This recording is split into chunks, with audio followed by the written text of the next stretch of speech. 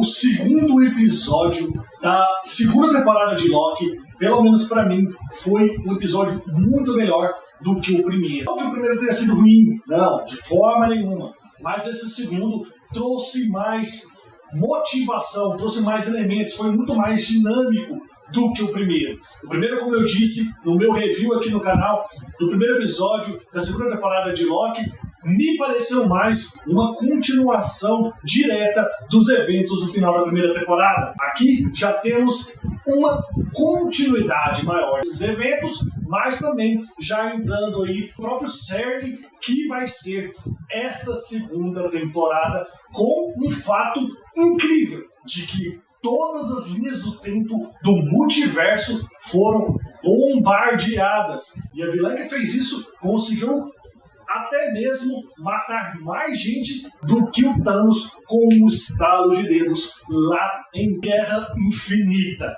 Então, neste vídeo a gente vai conversar aqui sobre este segundo episódio de Loki e trazer para vocês todas as referências, todas as nuances deste segundo episódio. Eu tenho certeza que vai ser muito bom para você entender mais alguns elementos deste episódio. Então, sem mais delongas, bora para o vídeo. Bora! Produção, solta a vinheta.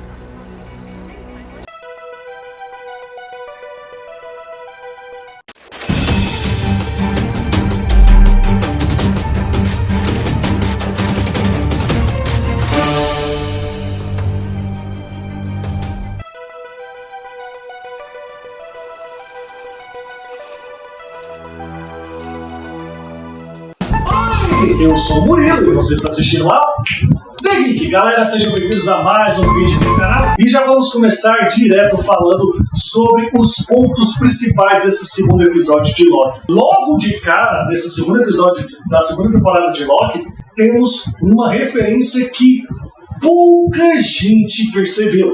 Isso porque no título em português do episódio, que chegou aqui pra gente no Brasil, é Quem é Brad? Só que no título original desse segundo episódio, da segunda temporada de Loki, temos já uma referência muito da hora. O título original desse episódio é Breaking Brad, que faz aí uma paródia com o título de uma das séries mais populares e mais aclamadas dos últimos tempos, Breaking Bad. Isso já começa aí com essa referência logo de cara no início do episódio, com esse jogo de palavras, e isso é muito legal. O episódio em si começa já com o Loki e o Morbius indo para a Londres de 1977. Eles estão ali atrás da Sylvie, mas como eles não sabem realmente onde está a Sylvie, onde é o verdadeiro paradeiro da Sylvie atualmente, eles foram atrás do X5, aquele caçador que no episódio anterior, quando tem a reunião lá com o conselho da TVA ou da AVT, ele fica todo desnorteado ao saber que eles estavam sendo manipulados por aquele que permanece. Ele acaba sendo consolado ali pela general. E este cara, ele tá desaparecido.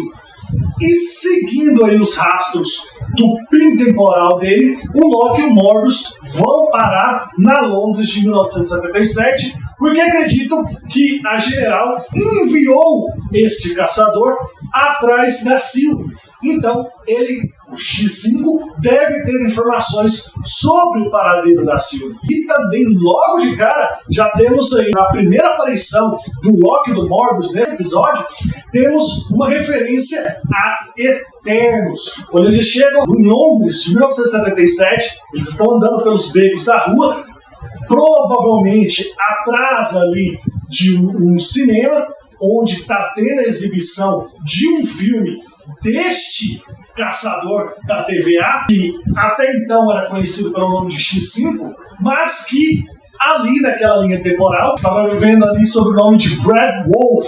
Ele já tinha ali vivido muito tempo naquela linha temporal sagrada com o Brad Wolfe e se tornado um astro de Hollywood ali. Então, estava tendo uma premiere de um filme de thriller, de suspense, protagonizado por ele. E quando o Morbius e o Loki estão andando em direção ao cinema, passando pelo beco atrás, tem um cartaz ao fundo que é uma referência a nada mais nada menos do que a Eternos. Mais especificamente a um dos Eternos, o Eterno Kingo, interpretado pelo ator Kumail Nanjiani. O Kingo, para quem não sabe, é aquele Eterno lá que a gente vê no filme, que ele é um ator de Bollywood, né, que é o cinema indiano. E então tem um cartaz aí nessa cena de Lucky com referência a este personagem visto em Eternos. E dessa forma, como o Brad Wolfe, o X5, estava vivendo naquela linha temporal, tinha se tornado um grande ator de Hollywood, muito provavelmente ele encontrou ali em algum momento com o Kingo. Isso é bem interessante, né? A gente vê, enfim, uma correlação de alguns elementos vistos em Eternos para com o atual momento do MCU. Até porque a grande maioria das coisas que a gente viu em Eternos ficou em Eternos. Não teve reverberações dentro do universo cinematográfico da Marvel.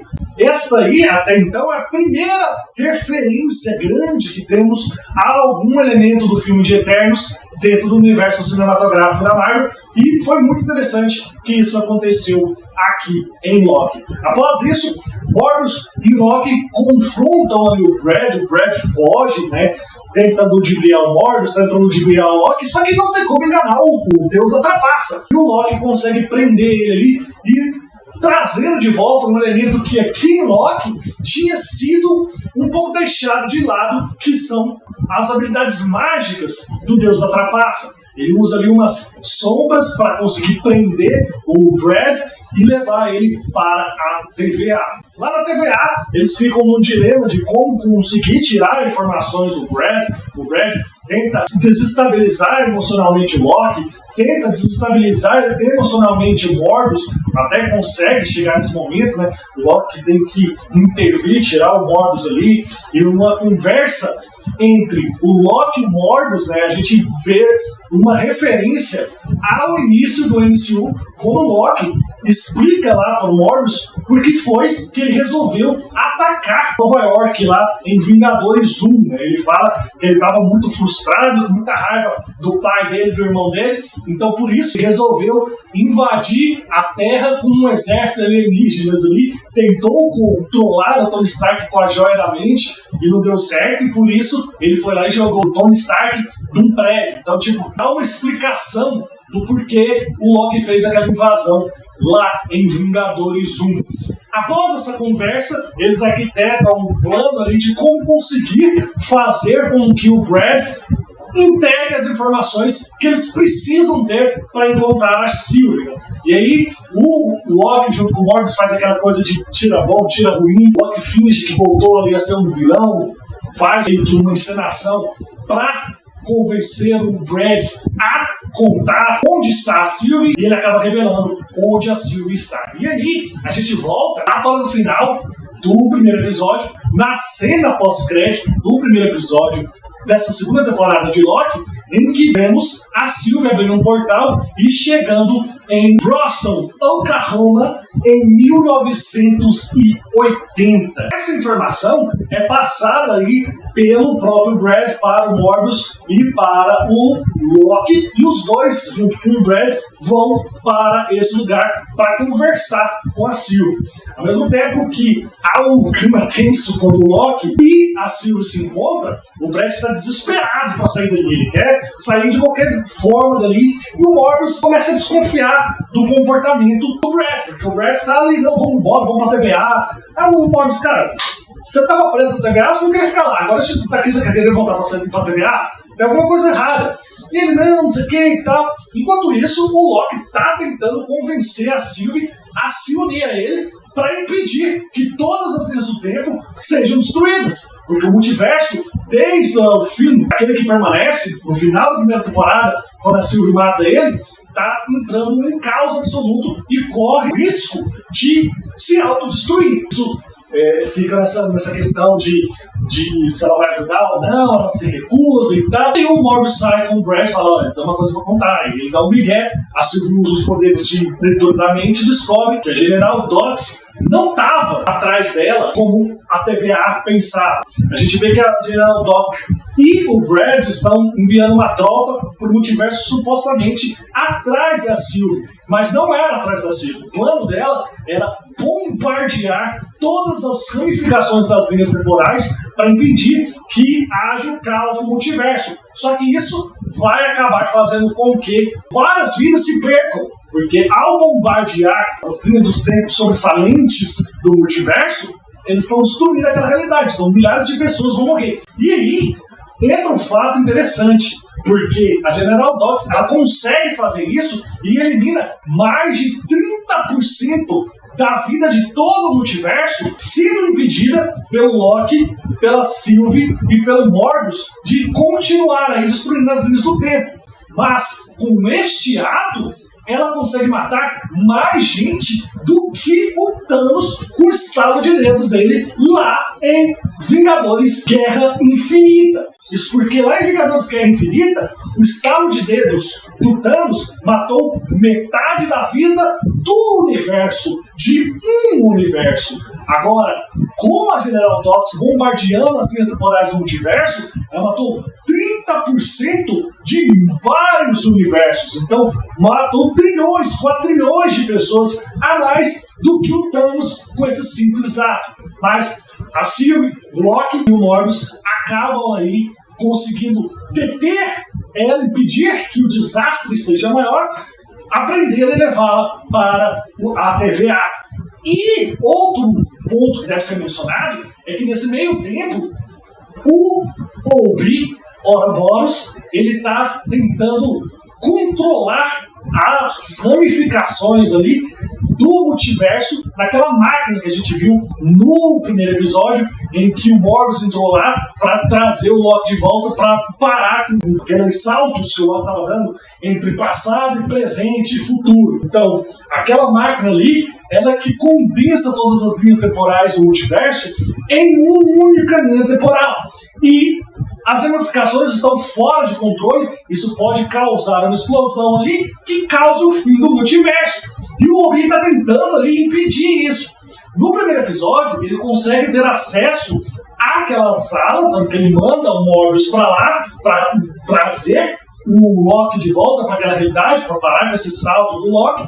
Só que agora, quando ele conserta o maquinário necessário para arrumar esse problema, ele não consegue mais entrar na sala, porque a sala precisa de um DNA. Esse DNA, para destravar a porta, para entrar nesse maquinário, tem que ser ou daquele que permanece, ou da Miss Minutes, ou da Havana.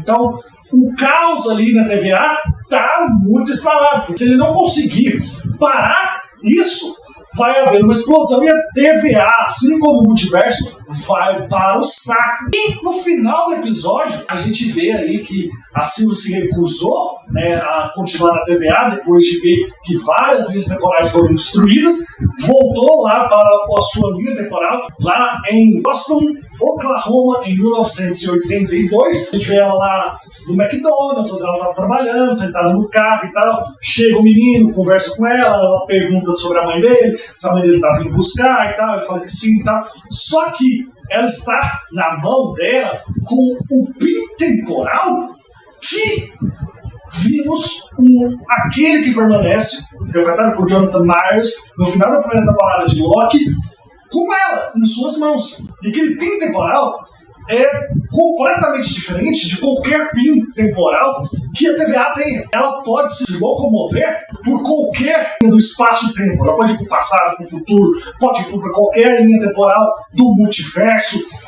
E isso dá um poder de aquele que permanece para a Sylvie. E ela está lá mexendo com aquele PIN, provavelmente com alguma coisa ali relacionada com esse garoto. Até porque pareceu uma cena bem aleatória, só aquela final de episódio ela conversando com o garoto, mas pode ser que essa cena seja assim uma cena aleatória, que não leve a nada, ou pode ser que ela tenha algum plano relacionado àquele garoto. O que é interessante mencionar é que quando acaba esse episódio e vamos para os créditos, a indicação dentro do serviço de streaming do Disney Plus para que após você assistir esse episódio, você vá e assista a série da Miss Marvel. Isso é de praxe dentro do Disney Plus. Por exemplo, se você está assistindo a série recente de Star Wars, Ahsoka, quando você termina um episódio, ele põe lá para você assistir o episódio 2 de Star Wars, ou para você assistir Clone Wars. Ele tenta ligar o que aconteceu nesse episódio com uma referência que vai complementar o que foi mostrado nesse episódio da série dentro do universo da série ao qual ela pertence. E isso também acontece nas séries da Marvel para o Disney Plus. E quando ao final do episódio ele sugere que você vá lá e assista Miss Marvel, provavelmente tem alguma ligação desta última cena, pelo menos essa é a minha visão, com a série da Miss Marvel. E se você olhar bem, o menino que aparece no McDonald's interagindo com a Sylvie, ele é muito parecido com o melhor amigo da Kamala Khan, lá na série da Miss Marvel. Muito parecido. Tá certo que há uma diferença temporal muito grande entre o momento da cena lá da Sylvie em 1982, a cena da Kamala Khan, a cena da Miss Marvel, que a gente sabe que acontece em 2025. Então tem um salto temporal gigante. Mas, quem sabe aquele menino não seja o avô ou o pai do amigo da Kamala Khan? Pode ser, porque a semelhança entre os dois personagens é muito evidente. Isso talvez esteja de alguma forma relacionada com os braceletes da Kamala Khan. Isso pode ter alguma coisa relacionada, já que os braceletes da Kamala Khan também possibilitam que ela viaje pelo tempo e espaço. Então pode ser que esse pin aí que a Sylvie esteja manipulando no final desse episódio tenha algo a ver com a Kamala Khan. Ainda não temos nenhuma confirmação com relação a isso, eu estou apenas teorizando, mas acho que é bem plausível, visto a semelhança entre o menino que conversa com a Sylvie lá em 1982, na última cena desse segundo episódio de Loki, com o melhor amigo da Kamala Khan em Miss Marvel. Oh, sim, claro. Outro ponto que deve ser ressaltado é que o próximo episódio de Loki, o terceiro episódio da segunda temporada, vai nos trazer finalmente a presença de Jonathan Majors retornando ao papel daquele que permanece. Só que nesse caso, numa variante que é o Victor Timeline. O Victor Timeline já apareceu dentro do universo cinematográfico da Marvel na cena pós-crédito de Homem-Formiga Quantumania, em que a gente vê o Loki e o Morbius lá numa feira científica e o Victor Timeline aparece lá para falar um pouco sobre seus produtos. Vale ressaltar que nos quadrinhos da Marvel, o Victor Timeline não é uma variante do Kang. O Kang, ele finge se passar pelo Victor Timeline, o Kang principal, para conseguir ali controlar a tecnologia do século XX e do século XXI.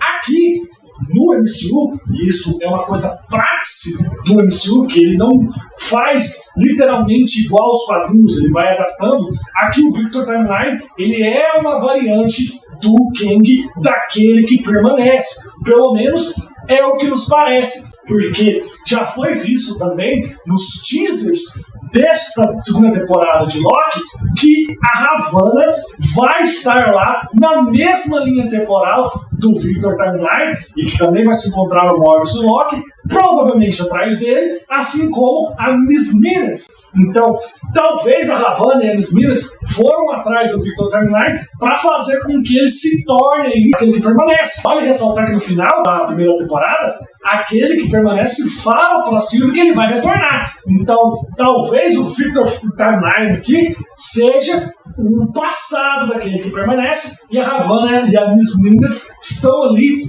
para trazer as memórias daquele que permanece e colocar ali no corpo dessa variante dele. Pode ser que isso aconteça. Não temos, de novo, uma confirmação exata sobre isso. Só vamos ter, obviamente, essa confirmação nesta semana, após a exibição do terceiro episódio da segunda temporada de Loki. Mas eu acredito que tem tudo para ser isso. No geral, eu assisti esse episódio muito mais dinâmico, muito mais acelerado, com muito mais cenas de ação, com coisas engraçadas, deu um ar de continuidade e principalmente deu um ar de que algo muito problemático está vindo. O primeiro episódio foi, como eu já mencionei, uma continuação do final da primeira temporada. Então ele ficou meio assim. Agora não, agora a gente já vê elementos que vão ser muito explorados nesta segunda temporada de Loki e vemos também a questão da ameaça maior chegando aí, seja pelo aquele que permanece, seja pelo Victor Timeline, ou seja, pela destruição das linhas do tempo do multiverso que a General Dots fez. Então, tá aí com uma cara de que algo muito grandioso está vindo. A minha concepção é que a série vai melhorando. Se o primeiro episódio eu dei uma nota 7.8, aqui eu dou uma nota 8,5. Acho que o episódio já foi muito melhor do que o primeiro e espero que continue assim até o final da temporada.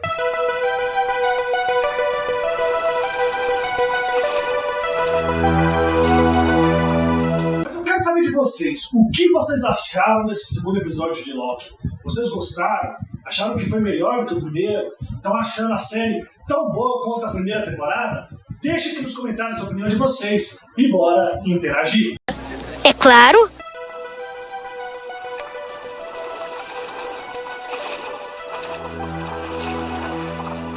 Bem, galera, eu vou ficando por aqui. Espero que vocês tenham gostado do vídeo. Não se esqueçam de arrebentar o like, se inscrever no canal com o botãozinho do sininho. A gente se vê no próximo vídeo. Um beijo, fiquem com Deus e... Bazinga!